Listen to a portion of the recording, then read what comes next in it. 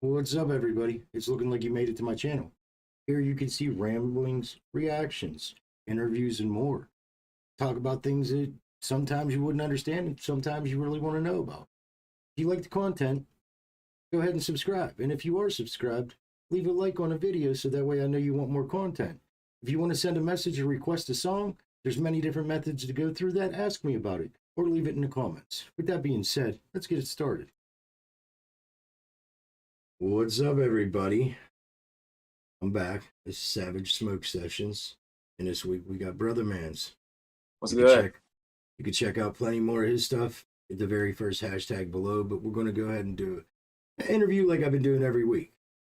Now, we did react to one of his songs last night. It's completely unorthodox from standard rap, which I got to give you credit on that. That was different. Thank you, man. I appreciate it. That was definitely something that I didn't expect because you had like the old school feel to it, but you added something that was just different. The beat. Okay, I even forgot who I got that. I think I got that beat from my guy Chum. Or I might have bought it online. I'm not sure. I gotta go back and look.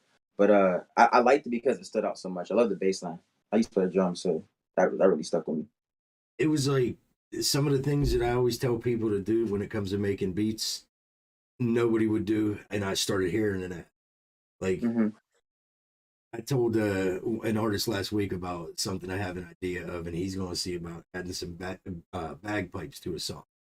Just That'd be because cool. it's not usually done. I'm Yeah. 40 unorthodox. Now, since we're going there, I'll just go ahead and start off like this. What's your story? Fill everybody in on where you come from. What made you start going into music? So I am 24. I'm from Pittsburgh. I've been doing music about 6 years now. I kind of got a background in musical theater because I was raised there, so I can kind of start my childhood and work up. So for my childhood, my mom, she did musical theater. She did plays, costume design, direction, and stuff like that. She was an actor as well. So she would have me in shows. And it wasn't that I didn't enjoy it, but it's just very time consuming at a young age. So I would sometimes want to be playing sports when I'm at rehearsal, or I want to go to like different functions and stuff like that, or have like a show. So when I got to high school, my focus kind of shifted from like performing in theater and shows and musicals and stuff like that to just music. So I started playing drums for the marching band. I started playing drums for like the musical orchestra. Just kind of still kind of tap in with entertainment and actually producing music, but it was really just a focus on percussion. And then once I graduated high school, I graduated in 2015. I went to Obama in East Liberty, Shinley, Obama, whatever you want to call it. But I went to Obama, and I graduated, went to CCAC my freshman year of college, just wanted to figure out how I wanted to move and make my next steps. And while I was there, I started writing poetry, like just to myself. So I was writing poetry, just trying to express myself, trying to just, tap in and just, really just unlock Where it feelings, all starts usually. for a lot of people, I've heard that.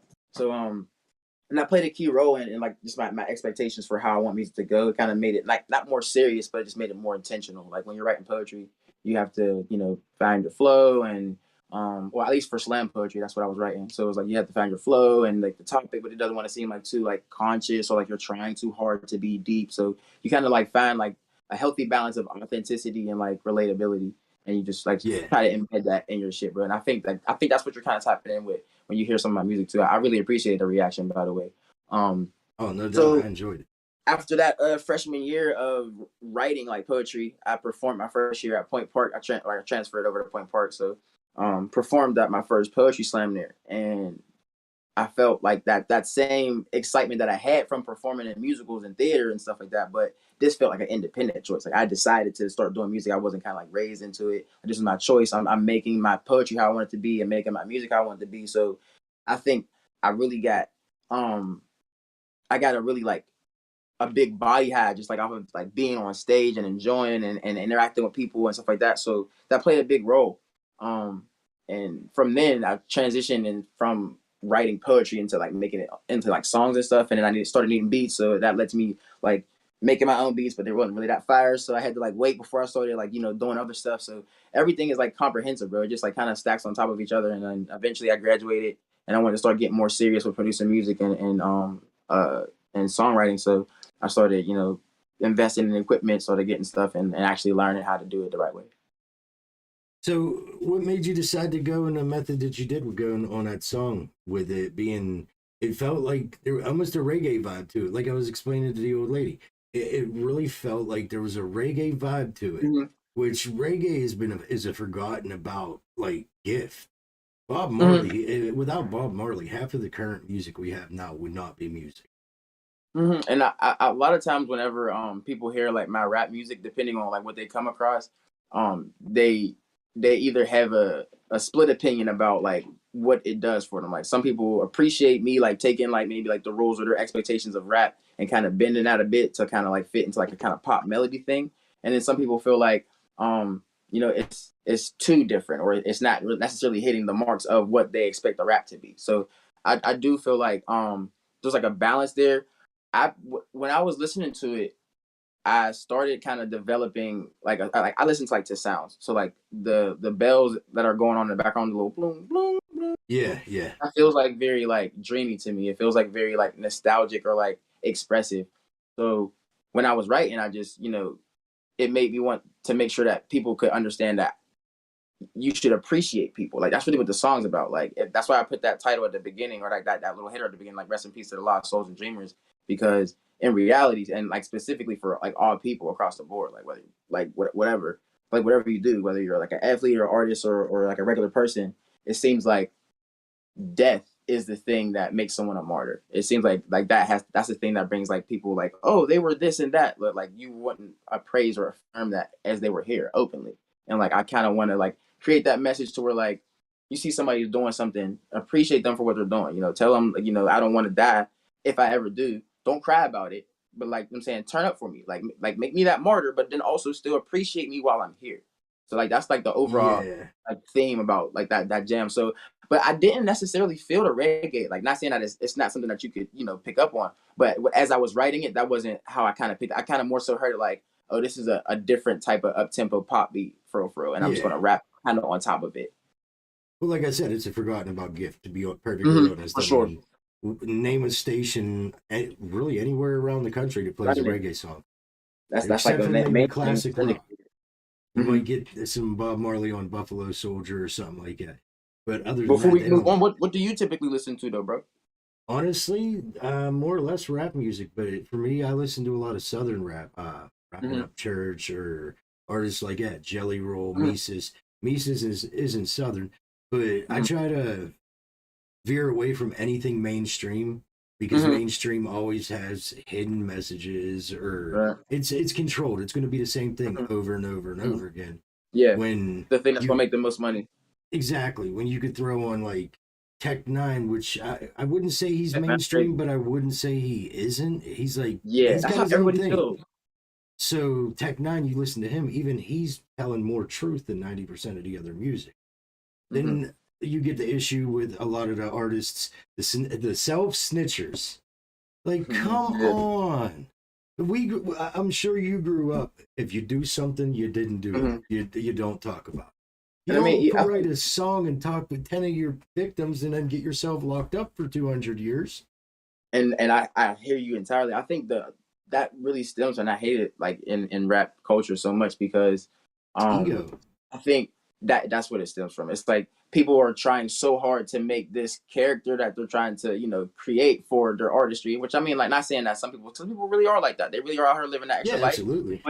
But if you're going so far to indict yourself or to even disrespect people who you may have affected in the past by your wrongdoings, then you're really sacrificing a lot for a small bit of gain to get like the public's view of opinion and oh I believe that you really Absolutely. are a shooter or you're a stepper like fuck that shit bro that's just irrelevant like For you me, shouldn't I'd I rather. really personally feel like you shouldn't even glorify that shit like if you are like a shooter or like you're doing that shit that should be some secret shit nobody in the world ever finds out about Yeah, I mean, and I condone it but that's just my we opinion. talked off a stream. I told you where I'm from.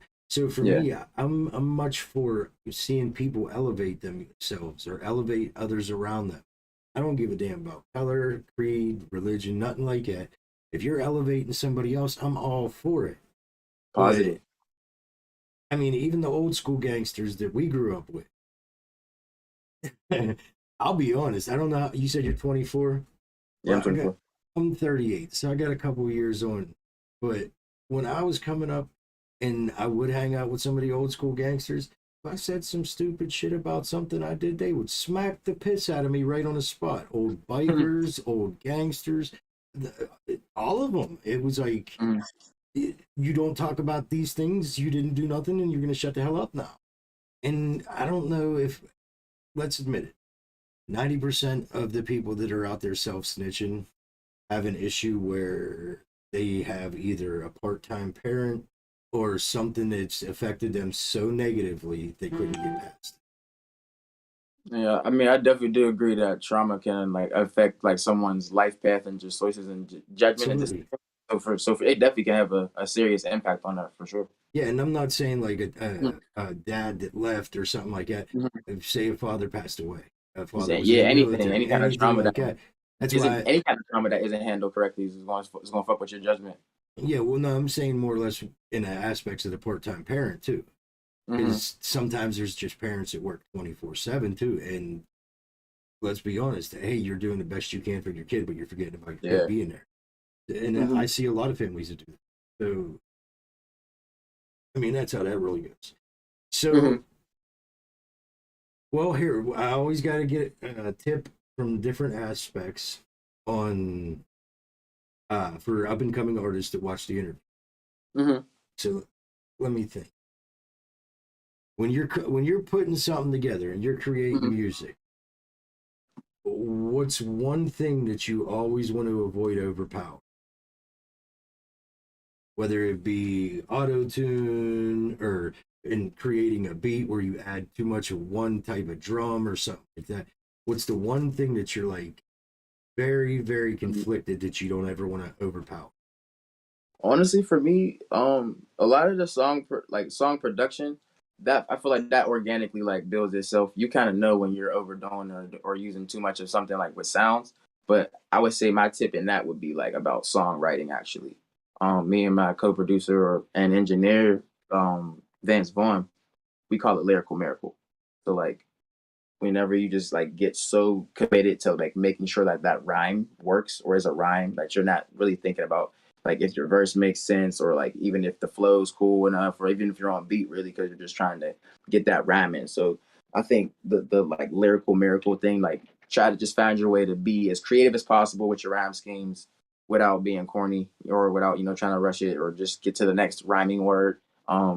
Somebody who raps in phrases, and I'm not a huge fan of all of their music, but I like how the baby he like spaces out his like he'll give you a phrase and like that phrase will be like how you say the verse really, but you don't know that you're saying it. But a lot of times people write their verses with words, so like the words will be like the Yeah. whole time.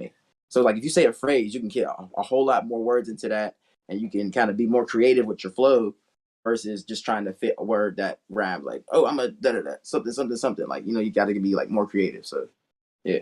Well, I mean, hey, there are some of them artists that that's how they make their flows where each set of bars is just like one bar and then they got to Hmm. come back and record the next one like they're trying to Yeah. continue.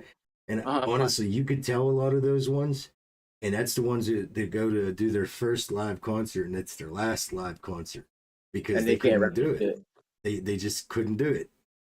It's hilarious, but we see it a lot. I've seen We it really before do. in shows where people just can't they actually can't rap their song because of how they stack their flows. Like for me, when I was coming up and I used to make a lot of rap music, it was if you can't feel it, then you can't really put it out. Yeah. So like I'd freestyle it, then I would go and I'd write it down, I'd record it, write it down, and then go back and learn it to critique everything. Hmm. And that seemed to work for me a lot better. But there's always Hmm. some words that you would get tripped up with that you might have to, like Misa said, punch the word out. But Uh-huh. then again, some of them words are too important to punch out. And then another thing is I think authenticity, like how we were talking about, like, just be true to yourself. Like a lot of times people like when Biggest they're thing. rapping or making music, bro, they try to fit into something. You're so much better just being yourself over some hard music. That's gonna be a better song than anything else. And people don't even realize that.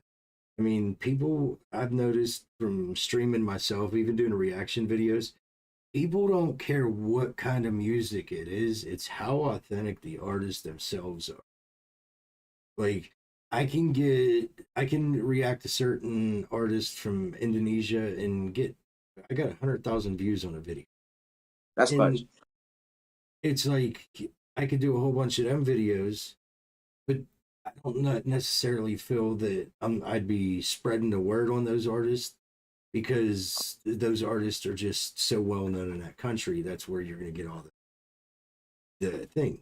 I'd rather Yeah. go and get 1,000 views on a Tom McDonald song or a song of an artist that's trying to elevate somebody else Mhm. than get 100,000 views. People that don't even want to like don't understand what I'm even saying, and I gotta put it in subtitles so that way they can Yeah. see where I'm coming from. It kind of makes me feel like a lousy reactor. Um, so yeah, I got sidetracked by the comments. So what's can you tell me you got something you're working on? Like what's the big thing you're working on aiming at now? So right now, I am working towards releasing my first independent album. This will be my first full actual like album. I've been putting out EPs in the past, singles here and there, a couple features with a couple artists. Just trying to create a small pocket of fan base, people to tune in and keep supporting the streaming stuff. Um, to kind of get a glimpse of what I like to create, but I want like this album to really kind of demonstrate and establish me like at least on a level of like production quality and songwriting ability. That's really what I'm trying to establish with this primary album. So it's called Chapter One. It's got a bunch of songs. Some of the songs came out in the past, and like they're songs that I wanted to put on the album because they're a part of the journey. And then there are some that I recently like produced and wrote specifically for the album. I would say it tells really a story of just like emotional expression and creativity. That's really the theme of the entire project. Like every song on there kind of gears back to that. And I want that to be like my primary platform. Like if people need people like or people need artists like that on a song, I kind of want them to tap in for me for that. So that's what I want to establish myself as an artist for. That's what my platform to primarily be about. I do rap here and there, but I want like the melody and the vocals and like the alternative like hip hop to kind of be like my primary like source of Gotcha. music. So that's what this project is. It should be coming out sometime this summer. I'm gonna be dropping a video to kind of tease and like allude to it so people can have something like that they can expect to like and look forward to off of that. So that's what I'm looking forward to. I've seen a clip you shared on your story. Is that what you're talking about there? It might be. It What was was like it? real. It was like a real heavy type rap. You were just going in it, but it was Oh only no, like no, no. 15 That's seconds. actually That was some fire there. thanks man, I appreciate it. So actually the song that you seen on my story, that's called Money Talk. So like my idea is I want to draw a lot of people to like my channels for music. So I'm trying to put out a lot of high quality singles so like they're always streaming my channel. And then once I actually drop the album, I already have a listening base who's tapping in for new music, ready to go. So it's like kind of strategic about how I'm trying to put out these singles. So I put out two earlier this year. One was Bing Bong. That's doing like crazy over in London. I didn't have a listener base over in London before that song. So they picked that shit up and run with. Shout out to London, shout out to UK, Glasgow, Birmingham. I listen to my analytics or I check over my analytics all the time, bro. So I'm always looking at the cities for my marketing so I could target where I want to send my music. But Bing Bong did pretty well. And then I dropped this other song called Roth IRA. Um, and now I'm trying to like kind of focus on the next two singles, put some more out, and then I'm gonna chill for those, and then I'll put the album out. It should be good. Okay, I do got a question when it comes to the song that we reacted to last night. I can't think of the name offhand, It's called Living but Legends. Living Legends. Okay, so you put this song out, and like I said, completely unorthodox. Mm-hmm. Did you swear one time in that song? I really I think don't think. once. I think one time I might have said shit. Well, I mean, Maybe that's one. not really a swear word But yeah, compared that to a lot of them. And yeah, I yeah, pointed that out in reaction. I'm like, wait a minute, Shanna. Because I wasn't sure if I was hearing it correctly. And I'm like, yeah. Shanna, did he say a single swear word? Like, I haven't heard one, and this sounds really good. Like, you don't get And that it's a not lot even that I'm anymore. trying to avoid that. It just, if I don't need I feel like you don't need the crutch words sometimes to get a point across. And that helps with marketability Absolutely. too. It definitely Absolutely, does. Like you can license a lot of music and get it, placed on without TV question. with your thing. Um, so let's go into the artist question. Hmm. Artists that you would not work with, Artists that I would not work that you like a would like a not work mainstream with. like a Mainstream mainstream. artists, yeah, mainstream artists, or like really large underground artists that you would absolutely refuse to work with. It's either put out bad vibes.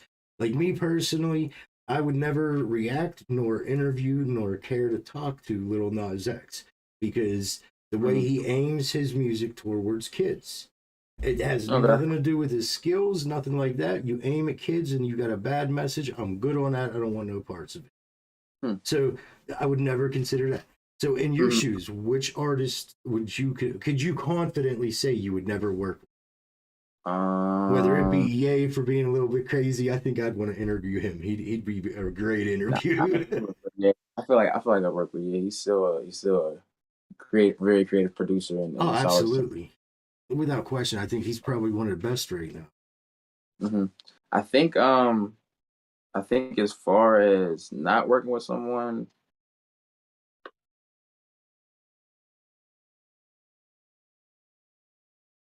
I probably would steer away from like people who like who like are not authentic, who aren't authentic to what they put out. So like that whole 6ix9ine stuff, I probably wouldn't work with him. Like just I don't blame you one bit. I off don't the strength blame of just you. like the whole situation is just fucked really. And then like I just feel like there's no need to go about doing all of that extra shit just to try to be something that you're How really much just negativity you gonna get just from trying to do that not. when you're trying to push It a just it doesn't it's positive not worth it. message? Yeah. Um, let me think. I had a whole list of questions for you, but always just go around different things.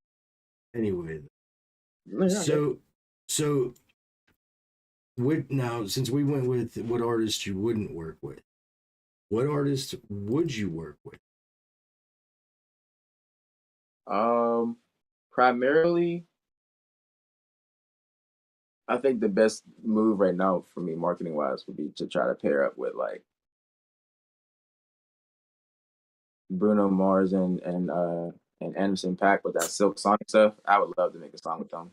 I feel like I can I make a get really cool like record that'd be like a timeless summer classic. Something real chill. Play it during the cookouts. Play it on the ride home. Play it on that parkway or something. Just all around good solid song. I wouldn't mind seeing you get doing like a hook on a Mercules song or something. Oh, who? Mercules, he's a Canadian rapper. Okay, I will have to look him up. He, I mean, look, this dude was able to make songs with all kinds of legends from America. Bone Thugs and Harmony, a lot of other artists like that. So you definitely want to check him out, without question. Definitely will. Um, so what would you say if you had to choose a song that had the most impact on you from another artist, not yourself? What song would that be? A song that had the most impact. That Um, gave you a different outlook, more or less, on music, like made you really fall in love with music. I would honestly say "Flight of the Navigator" by Childish Gambino. It's just like really like deep, kind of like I can't even really explain it. Like I feel like the beat alone just really sticks with me, and I'm an instrumental person, so like I really fuck with like music and like instruments.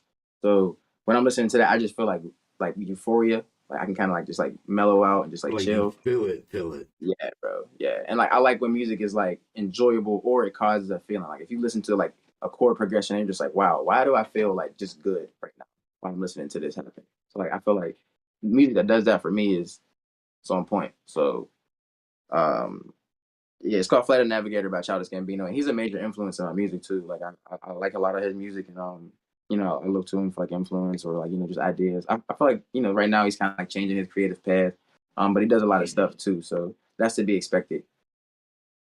I primarily, I don't mind Childish Gambino. I listen to a few of his songs. I just avoid a lot of the political music, like when they were not necessarily political before, but they were able to give you a message and put their portray their message the way they wanted you to. So when they started all falling into this little category of politics, it wasn't necessarily political artists. Once they start doing that, that's when you'll see me just back up. Like, okay, I'm good. Now, if it's like an artist that originally come off political or is talking about legitimate things that we as everyday people see, that's a different story because we don't always get that opportunity.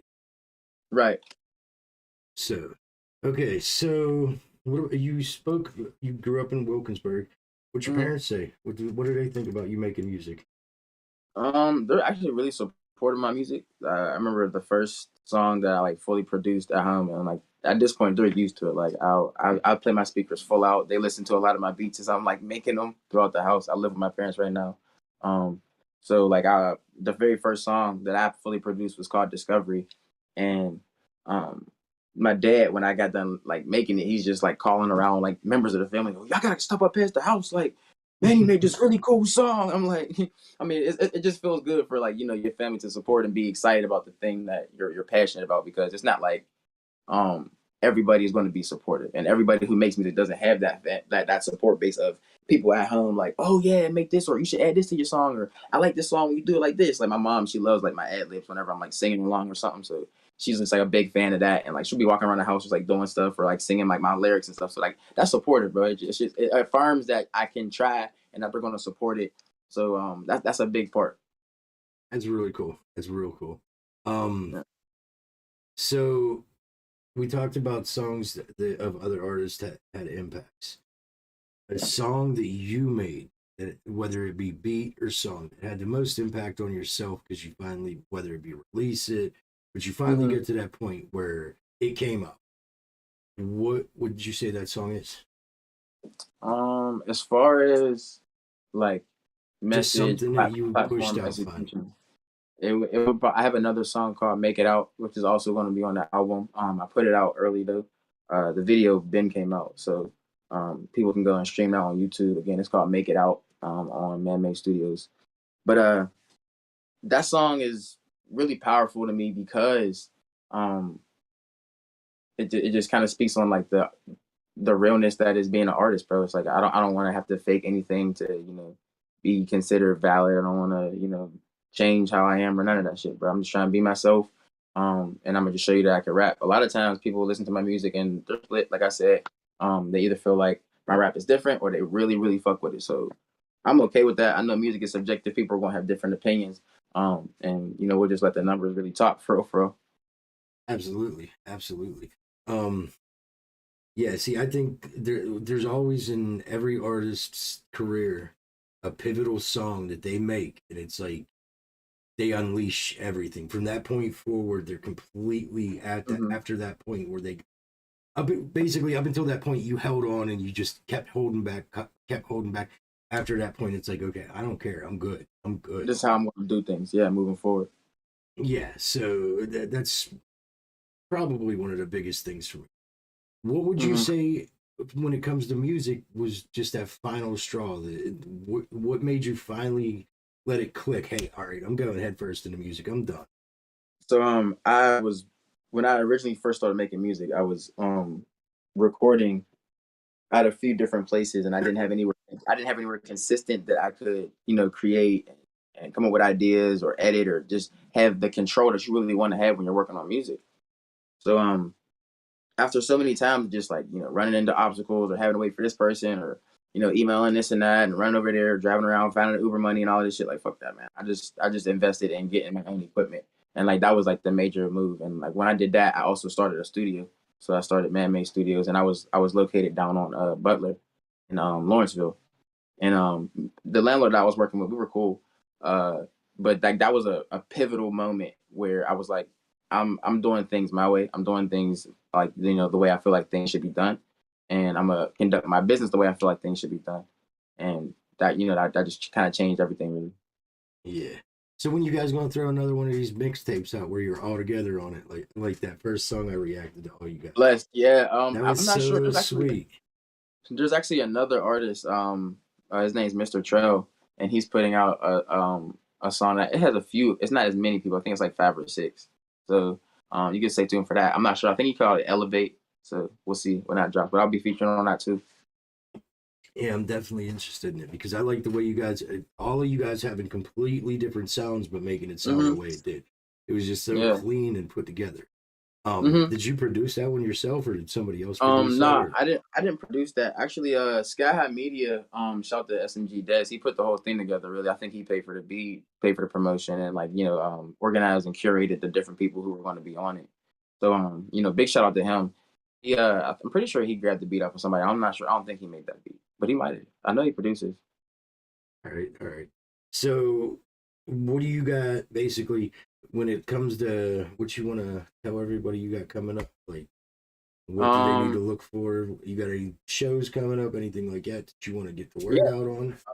yeah. So shows coming up. There's gonna be the Man Made Fest, which is basically it's gonna be a performance where I'm headlining. I'm gonna have a bunch of my favorite local artists who are gonna be opening up before I go on. And it's a part of the Apex series. So earlier this year, Level Up Studios they had a competition. I won first place in the third round. So like there was like 3 rounds of it, and I won the third round of it. So that's the reward was you get a cash prize, and then they allow you to host a festival. So like actually just last night I performed in one of the other winners fest, and his is like Fun Guy Flows. So like I was at Fun Guy Fest and I performed there. So I think the next one's going to be Ridiculous, and then after that is mine. So mine is in May, and then like I said, the Chapter 1 album will be coming out in the summer. People can look forward to that, and they can all follow me on Instagram at Brothamans7 or at Man Made Studios. Hey, you guys all heard that one. Make sure you For do that. sure. Tap in. Um, Now we're getting close to the end of the interview. Usually, I Mhm. try to keep them 35 minutes. I mean, we can go longer if you want. It's up to you. No, that's cool, bro. But That's good. I don't try to hold you guys back too long because No, I you're just good, man. don't have time. So at the end of every video, at the end of every interview, I always ask, what's the one message you could put out to the youngins or the people that you look out for? What's that positive Um, message you could put people out, like put out there for people? it's okay to express yourself and be ambitious. Uh, I feel like a lot of times people like diminish the light and like the expectations of people when they want to do shit. So like, don't let people take away from what you want to do for yourself, and always speak up for yourself. You heard the man. All right. Well, I think we're gonna go ahead and end this session. Sounds good, man. And Thanks for having me on. oh, absolutely. You guys could go check him out. Like I said, it's the very first hashtag in a description. Yep, And you could check out plenty more. I'm definitely waiting for this album to drop, personally. for sure. Hey, bro, And you know what? I'm gonna send you a few songs. all right, Send you a few definitely, songs. Yep. definitely. So let me go ahead and hit the button, and I will talk to all you guys later on tonight when I go live. In the meantime, me and Brother Man's getting the hell out of here, and we'll go from there. With that being said, stay savage, people. We're out of here.